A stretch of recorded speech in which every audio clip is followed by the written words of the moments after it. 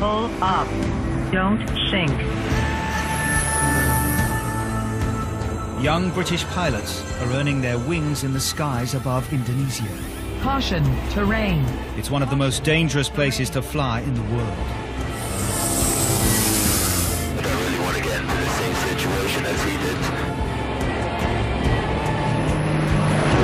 It's high risk out here, basically. With almost no aviation jobs in the UK, Brits with little flying experience are choosing to travel halfway across the planet to get their first pilot job. When you see something real like today, you do kind of want to put it out of your mind. The winds can really kick you up the ass. You feel like you don't have control. But putting their lives on the line could pay off big time and help them get their dream job with a commercial airline. Yeah, if anyone from BA Recruitment is watching, I'm really keen to go back and fly in the UK. That cheeky little air stewardess. I've wanted this since 5 years old, to be a jumbo jet captain. This series follows young pilots as they learn the ropes thousands of miles from home, flying to some of the most dangerous and remote places on the planet. Oh, it's a nice axe you have there, my friend. They're saying that the young people here haven't eaten humans before, but the older people here have definitely. And living a life they would never have back in the UK. I think if I was in England, I would probably end up with a complete munton. He has a driver, he has a maid, he has a cook. In tonight's episode, we learn how every decision can make the difference between life and death.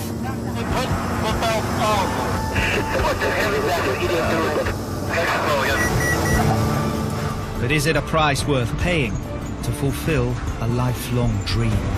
Stall. Stall. Stall.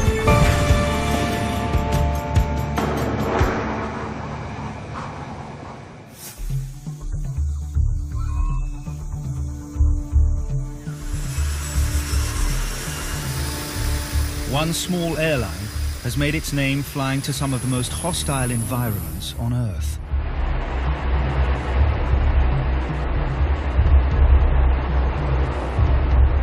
Hiring pilots with little flying experience who struggle to get a job anywhere else. As a low-ad pilot, it is always going to be difficult to get a job. I mean, that first job in aviation is absolutely vital. Nearly all of Suzy Air's 200 pilots are expats. Many of them are British. The airline gets its name from the remarkable entrepreneur who's grown the company into a multi-million-pound business in just 10 years. I sometimes thinking I don't believe it what's happened right now and what we have right now.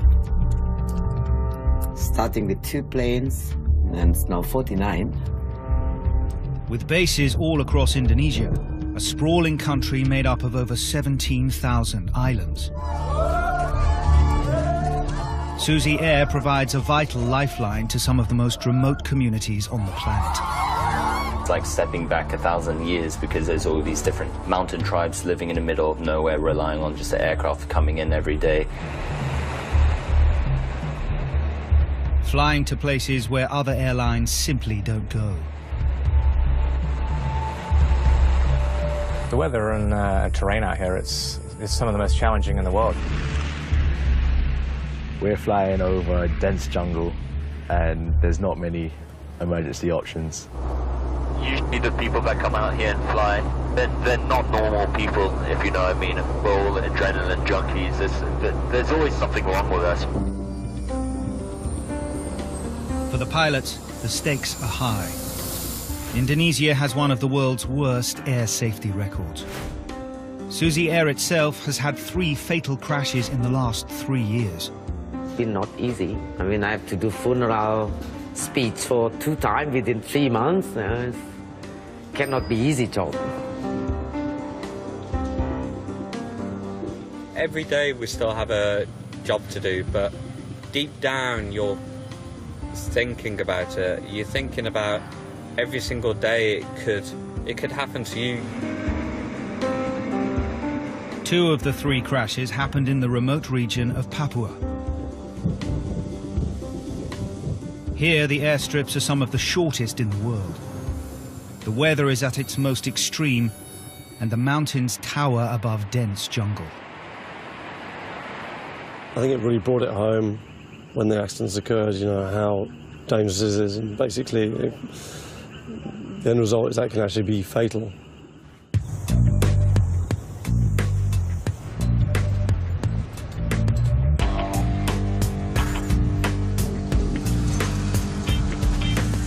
"37-year-old Captain Guy Richardson, originally from Farnham, has the responsibility of being base manager of the lowlands of Papua.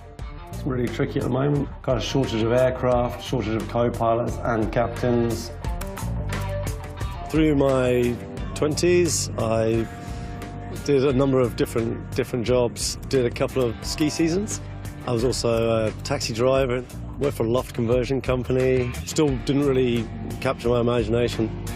I think my mum used to explain me to her friends by calling me a free spirit. In 2011, Guy qualified as a pilot, but needing thousands more hours behind the controls to have any real chance of landing a job in the UK, he found himself at Suzy Air. When I first got here, I was paying co-pilots off to take their days so I could go flying. I was offering them food. Yeah, I just wanted to really crack on with my career, get those hours as soon as I could so I could upgrade to captain. The end goal would then be to move on to a larger airline with jets.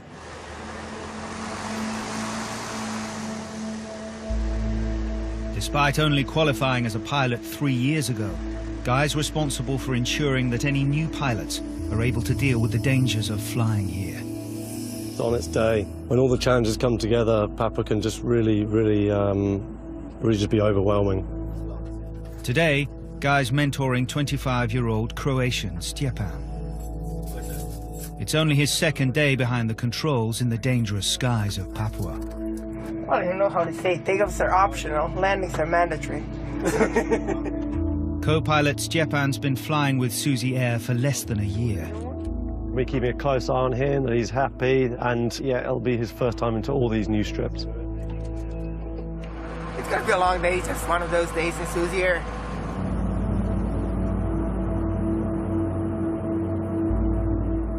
They're flying passengers from the remote island of Biak to the town of Manokwari, 130 miles away.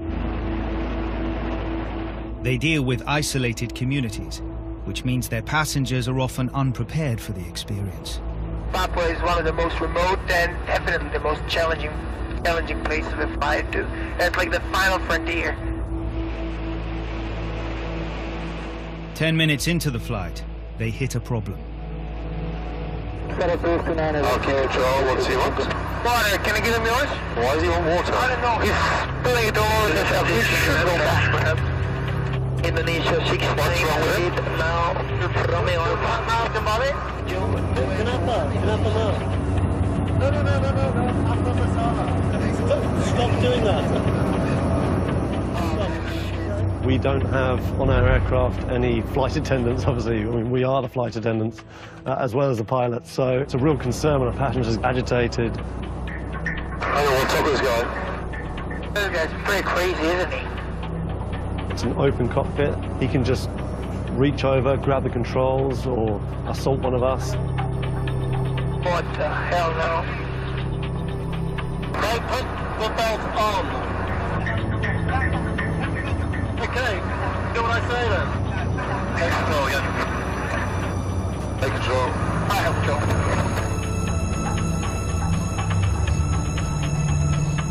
Mate, put your belt on now.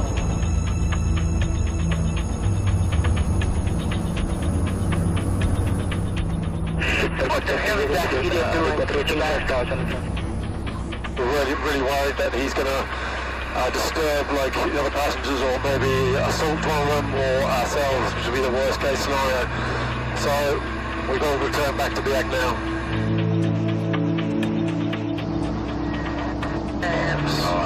Flaps 20? Yeah. And I flaps 1. Traffic here, take shot by Alpha. Guy has radioed ahead for airport security to be ready to deal with the situation on the ground.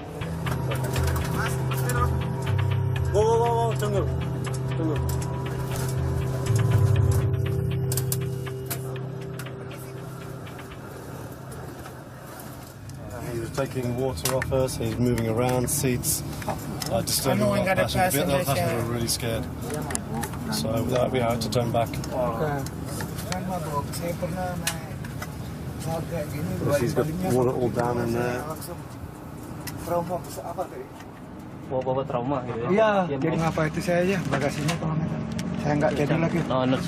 It's been a rude awakening to the realities of flying in Papua for co-pilot Stjepan. He seemed completely out of his mind. He wasn't able to comprehend the orders, he didn't understand, and he was acting strangely, annoying other passengers. In the end, the guy calmed down, but you never know with these guys. It's not comfortable to sit around someone like that when you're 10,000 feet up. It was a difficult situation for Stjepan to be in, especially on his first day flying in the lowlands. But there's no time to relax, as Guy and Stjepan have 2 more flights to complete today. And in Papua, you're only ever one mistake away from disaster.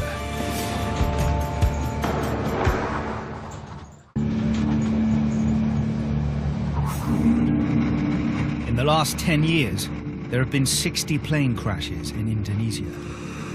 Despite this, inexperienced pilots unable to find work in the UK are still queuing up for jobs with Suzy Air.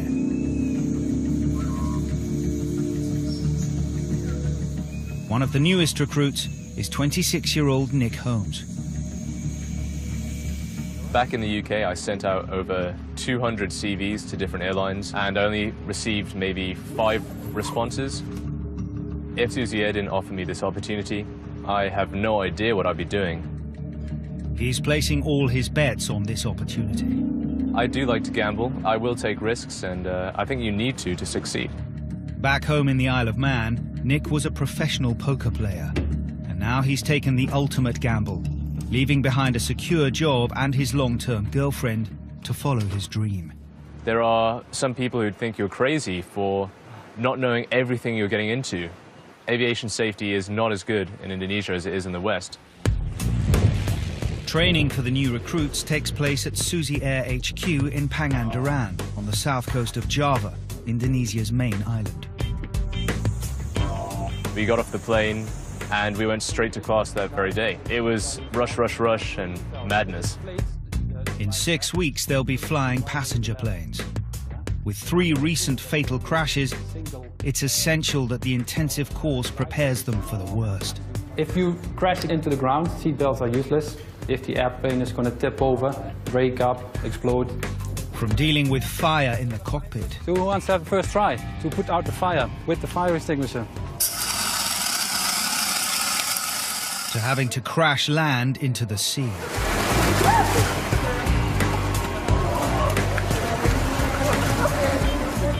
Studying very hard in the first week. We give them all the information the first week. We put the pressure on.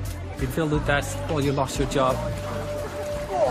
One of you will be unconscious, and your partner will drag you a few miles to shore. We were in the pool because Indonesia is a large archipelago, and practicing just in case we ever had to ditch, and how we'd survive. Especially in a place like this where you can't really be sure how long it would take for someone to come and get you.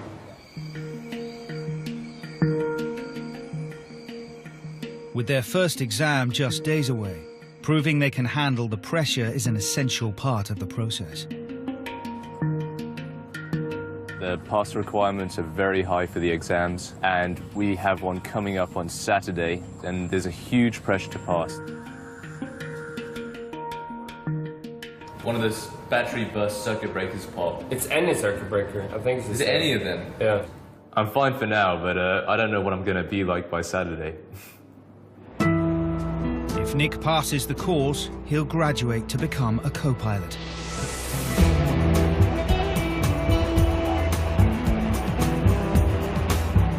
Nearly 2,000 miles away, in the lowlands of Papua, co-pilot Stjepan is being mentored by Captain Guy Richardson. Guys, when they come out here, have definitely got to be a bit more mentally prepared. They're going to have to think about terrain, wind, all the weather before they go out flying every morning. Guy and Stjepan's home base is a dry town, so they take every opportunity they can to pick up supplies. The nearest beer's about 140 miles away, so the guys have to organise with the crew over there to bring a box of the goodies down to the aircraft, and we load them up and fly back all smiles. Stjepan, we got the beers that are in cargo port A. Makes me smile. He's a happy man. As captain, it's Guy's responsibility to make the vital decisions on all aspects of safety.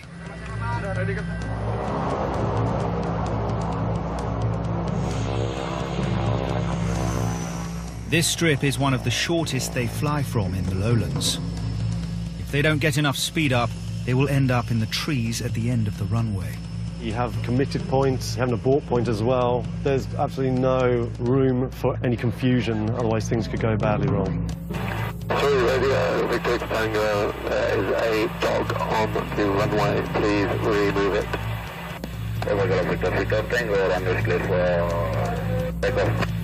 Negative, runway clear, sir. There is a dog on the runway. Please get security to remove. Victor Tango, runway clear. As soon as we get the guy on the radio to understand what we're trying to say, so we're going to start a takeoff roll, just be ready to reject if the dog runs out. And we just watch those people up at the end of the runway as well, so just keep an eye on them as well, okay? Okay. Easy good. And check. Let's be live.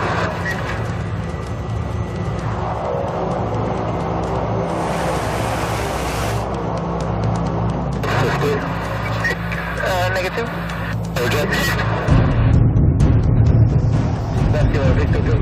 Guy suddenly makes the call to abort the takeoff.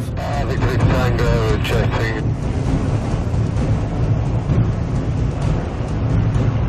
We'll try again now. This is a discrepancy between the airspeeds.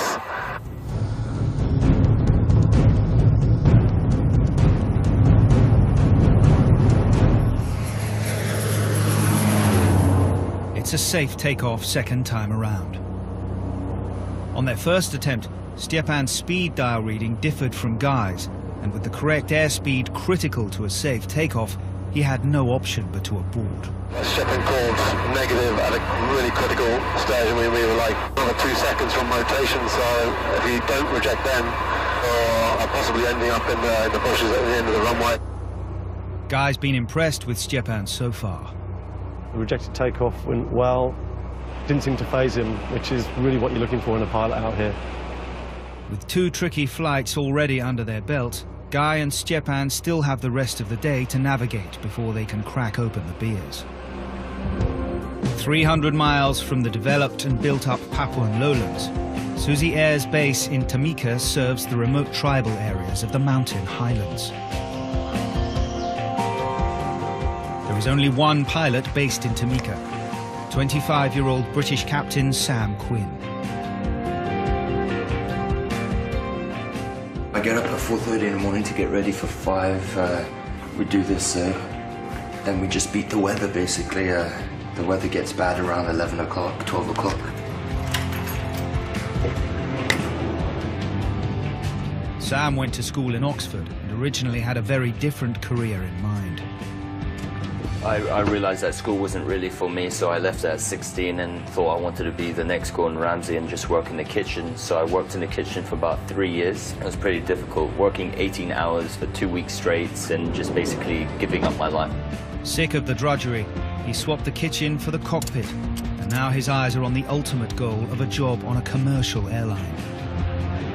But getting on the first rung of the ladder proved no less testing.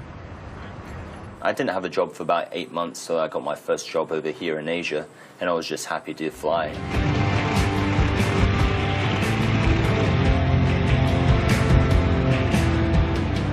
Some people I've known have got jobs for 3 years. Like getting your license and doing all the exams is pretty easy, but getting that first job is pretty hard. That's why most pilots come to Suzy Air who have minimum hours. I think the difference between us and commercial airline pilots is that we actually fly the machine more than they do. They rely on autopilot, and us as pilots out here, we're much more hands-on. Sam is flying 80 miles to Sinak, a village deep in Papua's mountainous heartland. The flying here would test even the most experienced pilot, but ex-chef Sam's only been flying in Papua a few months.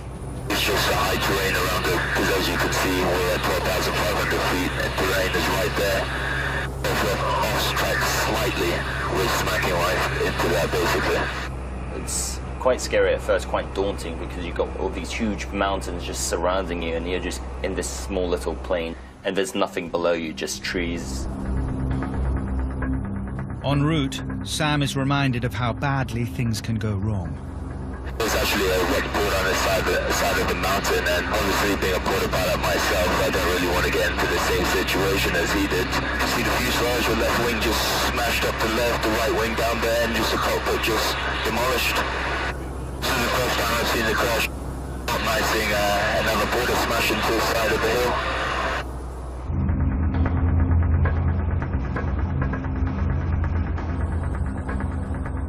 The incredibly basic road network in the mountains means these supply flights are highly valued by the Dani people, one of around 300 tribal peoples in Papua.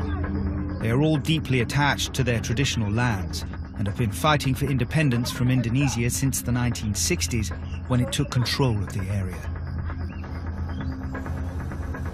Look at that with a machine gun here. So armed government guards keep watch at the airstrips.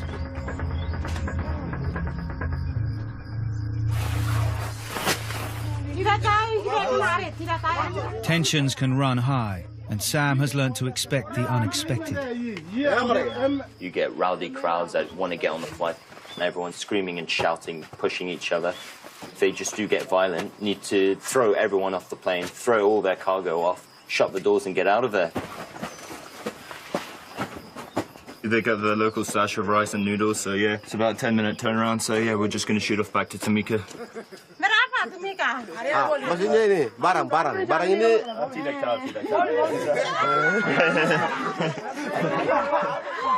Got your parents always just asking, oh, when you're going to come home, when you're going to move back to civilization. But the move will have to wait. This is only the first flight in a long day for Sam.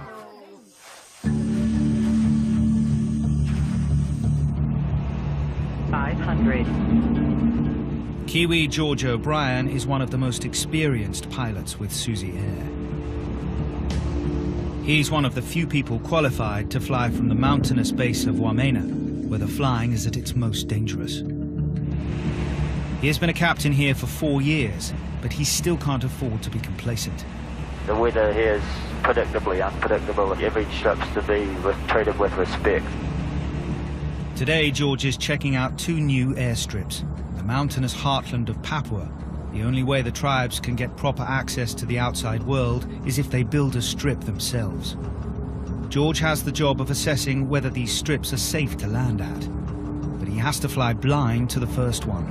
Yeah, we just know the general area of the strip. We don't have any coordinates or strip information, so we're just navigating visually.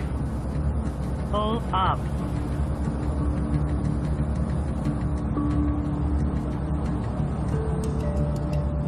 George will be the first person to land here. So he has to decide from the air if he feels confident he can land safely.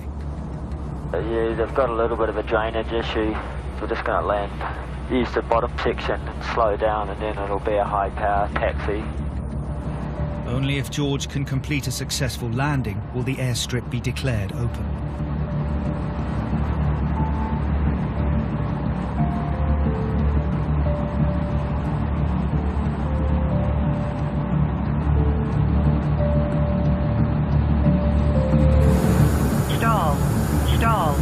Stall.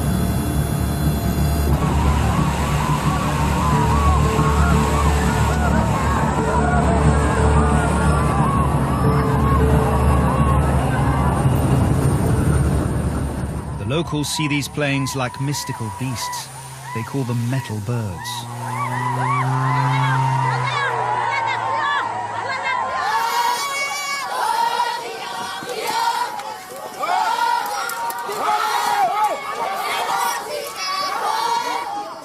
Berapa tahun lama? Ini? Ya.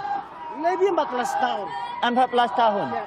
So, Tua. yeah, they've been making this strip for 14 years, so it's a pretty big deal to see a plane land on it. Now that George has landed successfully, the airstrip will be added to the Suzy Air routes. They've got nothing, you know, and now they've, you know, potentially food, building supplies, a link to the, you know, the outside world. Awesome experience. It's a local tradition to present the pilots with a gift when a new airstrip opens. They don't have much food, you know, this is a huge deal, you know, to get given something like this. I feel bad accepting these in some ways, but a bit of an insult not to, you know, to take them, so yeah, just be grateful.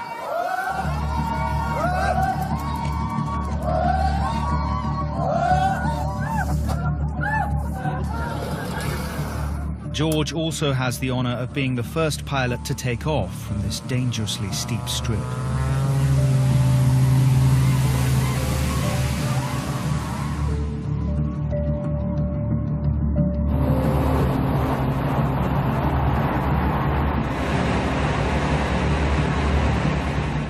Next, George needs to check out the second new strip. The Lugwat tribe who are building this one are said to have a dark past. So this is the site where they were killed. I'm not sure exactly whereabouts it happened. In 1968, 2 missionaries were travelling through the jungle when they were surrounded by local hunters. The hunting party came across these guys and were curious as to what they were. I think they might have felt threatened, so they killed them and ate them. Everyone that I've spoken to that's been out here for any length of time thinks that cannibalism still exists in some of the more remote areas.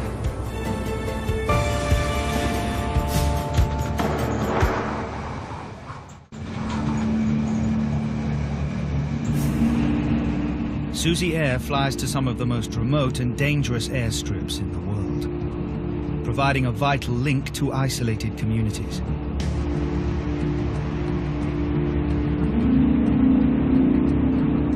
George O'Brien, one of Suzy Air's most experienced pilots, is checking out whether a new airstrip is fit for use. The Lugwat people who built it are said to have cannibalized 2 missionaries in the late 1960s.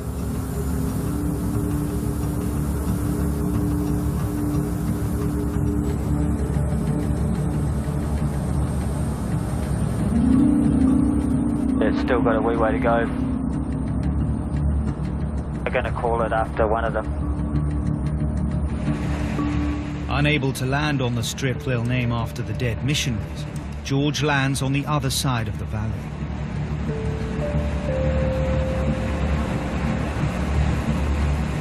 Although a day's walk away, the people who live here are part of the same tribe that killed the 2 men. The evidence suggests cannibalism died out in the 1960s, when these areas became more connected to the outside world. But stories still persist. Now he's here, George is keen to find out about the rumors of cannibalism. Kamu ada orang Papua makan? Waktu dulu bisa makan juga, tapi sekarang tidak. Kamu makan orang Papua 30 tahun lama? Bukan, lebih 60-an tahun sana. 60-an tahun. 64 tahun. Sekarang seperti begini tidak bisa makan. Tapi ini moyang kita dengan orang tua kita makan. Anak kecil, waktu kami waktu kecil masuk. So they're saying that the young people here haven't eaten humans before, but the older people here have definitely. One of the hunting party who is said to have killed and eaten the missionaries was here when the strip was opened. And they asked them if white man tasted any different to you know, their own, which they used to eat regularly, and the story goes that he thought they were delicious. So, yeah, we might not hang around here too long.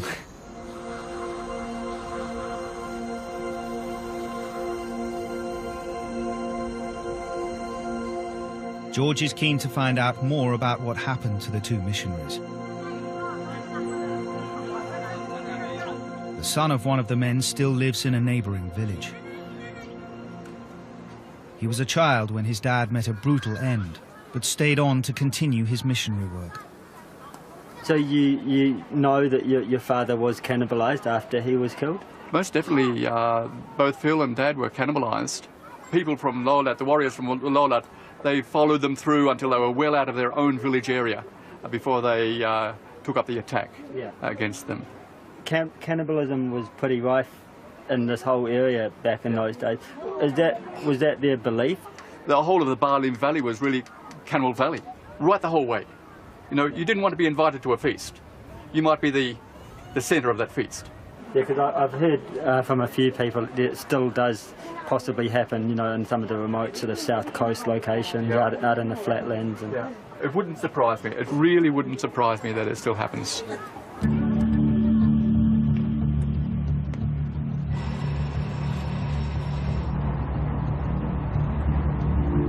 Been pretty sobering meeting Wesley. It's a bit of a reality check when you hear all these stories. It just goes to show what a different environment this is. Yeah, this place is a long way from the rest of the developed world.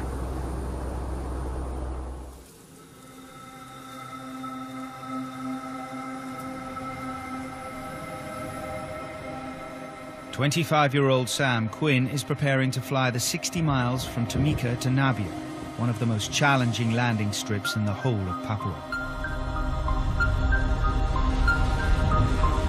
Nabia is set into a deep valley. The tall mountains can cause strong winds to build, and there is often turbulence and downdrafts on the final approach to the strip. Just 400 meters long, it's one of the shortest strips in the world.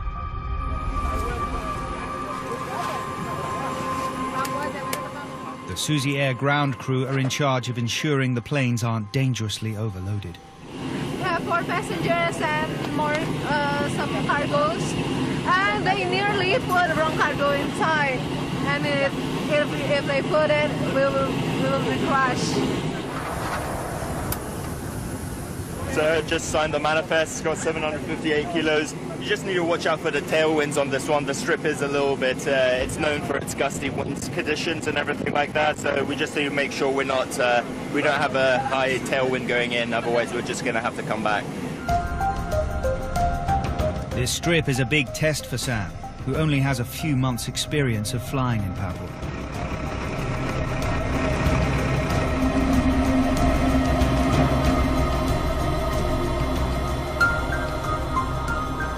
We're just approaching overhead the strip. I'm just going to slow down to 90 knots, just to have a good look at it.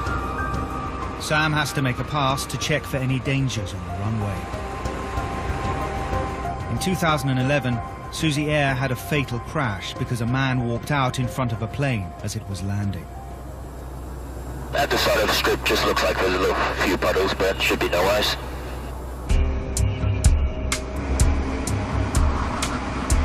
We're just going to shoot an approach. Really strong headwind now. Yeah, full power.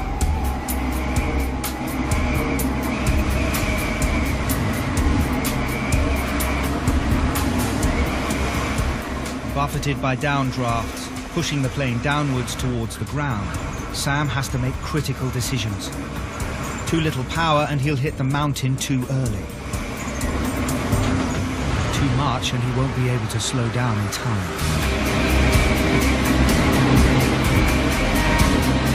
Sam has to fight to keep control of the plane.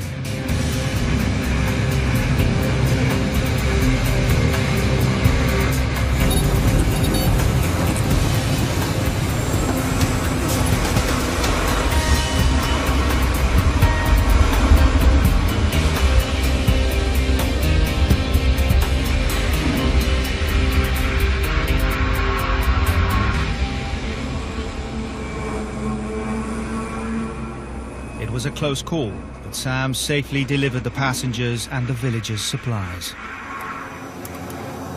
All the heart pumping.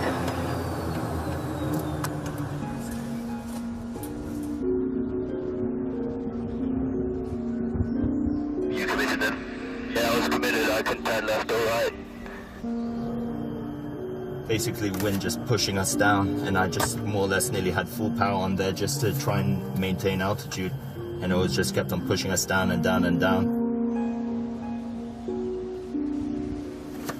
That was a bit of a sketchy one. Okay. Sam's proved himself capable of making the right call in the most testing circumstances. I had my experience now. That was probably one of the sketchiest moments I've had, really. I've only been in Papua for 3 months now, and it's just finding out these things when you're out here. It's just a steep learning curve. When the weather's really bad, I mean really bad, and it's really kicking you around, and there's no other way you can get around it. You just have to plow right through it. You do get anxious. Once you think you know everything in aviation, that's when you're going to kill yourself, because you never stop learning.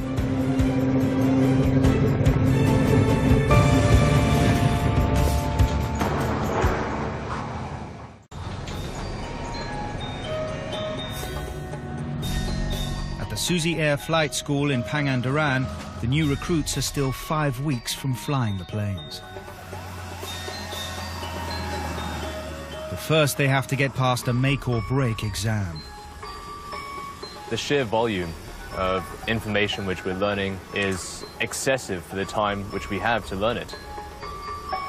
At the local airport, head trainer Bas is filling their heads with yet more information. Let's stick together, don't wander off. It's vital they master every element of the planes they will fly. Yeah, there are some instructions. You could read it first. It's up or down? I think it's for both. Do you have to press? There's an arrow. And there's like a line with the pointy thing on the other side. Down. With such small crews, they have far more to think about than a jumbo jet pilot. Clean the vomit off the floor, co-pilot job.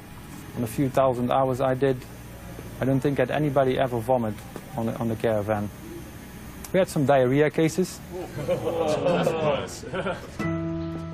But there are bigger dangers for the new recruits to get their heads round.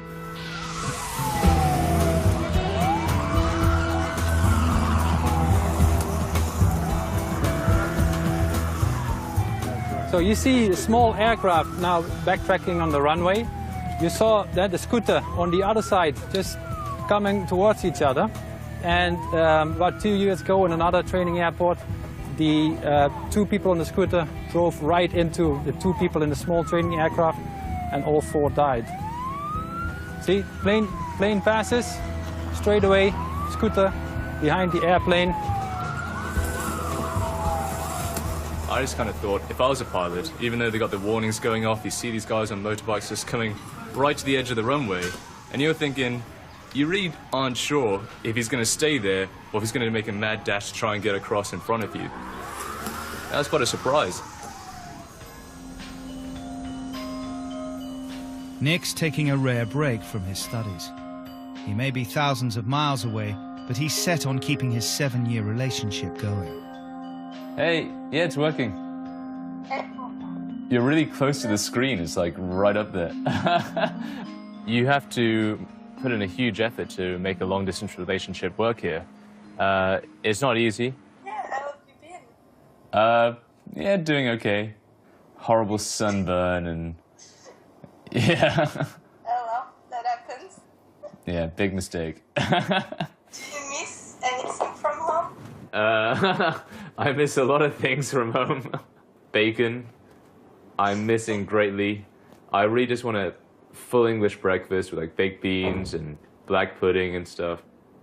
Seeing like the friends who I'd see all the time. You, obviously. Yeah, my parents, my sister. But it's just the training where things are a bit crazy. The next morning, it's crunch time for the new recruits. They're facing the exam that will determine if their dreams of a career in aviation will continue. I don't think any of us are going to do that well. Yeah, I don't think anyone's going to get 100. What was the pass mark? No idea. No one knows. I don't know. If I was to fail here, then I have no safety net to rely on. There's no other job waiting for me back at home or anywhere else.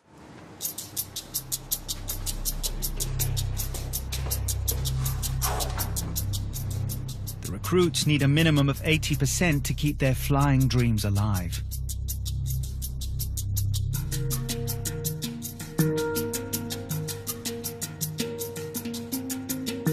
They know very well that if they don't pass the exams, their employment might be terminated.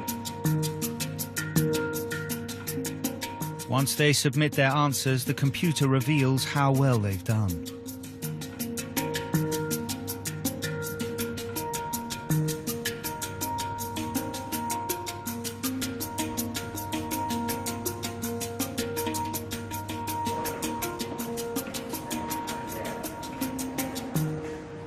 Yeah, I passed. That's all that matters. It wasn't the best score in the world, to be honest. 84%.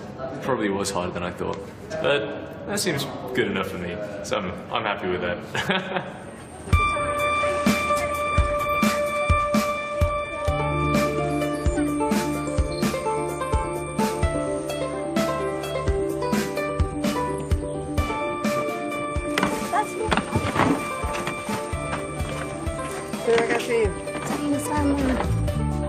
In the lowlands of Papua, it's Stjepan's last flight of the day with mentor Guy Richardson. They're flying from the remote town of Merdey. The luggage wouldn't get near a flight back in the UK.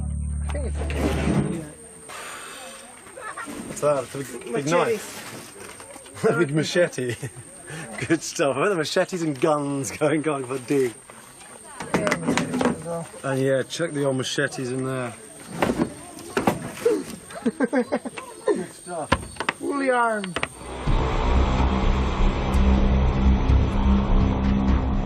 This time, Stjepan is taking the controls for the takeoff. Check flaps. 20 indicating. Check turret touch. Is inhibited. Merdey is one of the more challenging strips that we have in the lowland. A line of trees means he needs to quickly build up speed to have enough lift to pass them, or it's game over. He only has 530 meters to do so. Runway looks clear. Runway looks right. These are good. Check. Airspeed's alive. Check.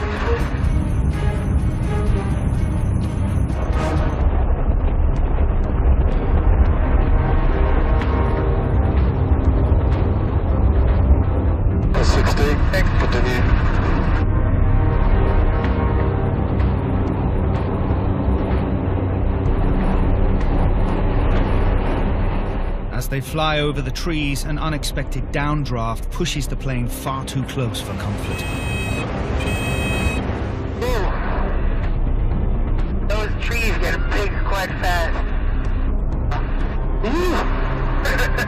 It's definitely it's pretty interesting departure there, eh? Yeah, it is. Limited runways for sure. Yeah, that's why it's such a good sort of training ground, proving ground. You got to call that reject early if you don't have your speeds, or you're not happy with the takeoff roll. The aircraft's not accelerating properly. Today has been a baptism of fire for Stjepan. Guy's mentoring skills have been tested to the limit. It's been a busy day for both of us, but for you, it must be quite an eye-opener today, eh? Are you happy with how that went? You were happy with... Actually, yeah, I think we handled it quite well. With how we handled it, yeah, I was happy. It was as close as you would want to get to the trees out of Merdey for sure. There have been many accidents in the past which have been caused by, wind shear and sink.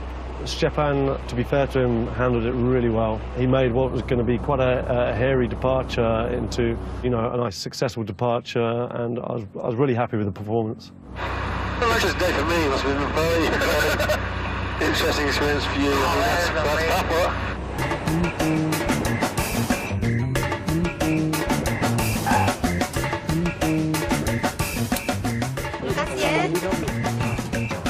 End of the day, finally. It was a long, long day. Quite interesting, though. I'm pretty sure I'm experiencing Papua in all its glory. It's not just the passengers they've managed to bring home safely. I'm waiting for the captain to allow me to take the beers. Are you wanting to take them? No, I can take them. No, you can take them. I'll just monitor. You'll sneak these in. Guys, sneaky. With Stjepan's job in Papua looking secure, Guy's thoughts turn to his own future. I'll grab the beers, don't worry about it, Stjepan.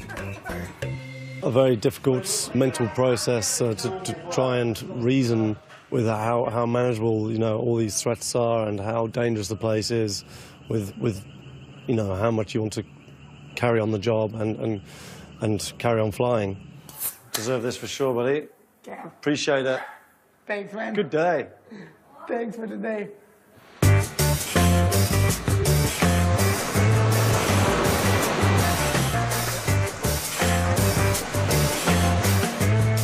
As much as Guy loves the opportunities his job gives him, his time in Indonesia may be drawing to a close. My goal when I joined Suzy Air, I wanted to come out to Papua, which I've now achieved. Obviously got the base manager role as well, which is great. My next move will probably be into a regional airline back in Europe. Good end to a day, just to relax, unwind, get a bit of exercise, chat the locals. Now it's home time for some food. Bye. Bye. Bye.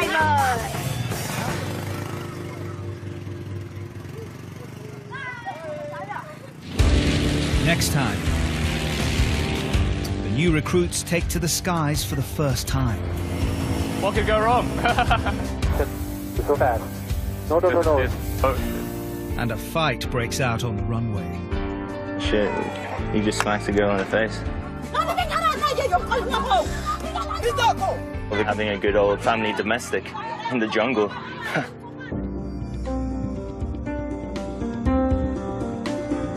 An owner and manager not on the same page. Keep with 4, we're staying at Ramsey's Hotel Hell next.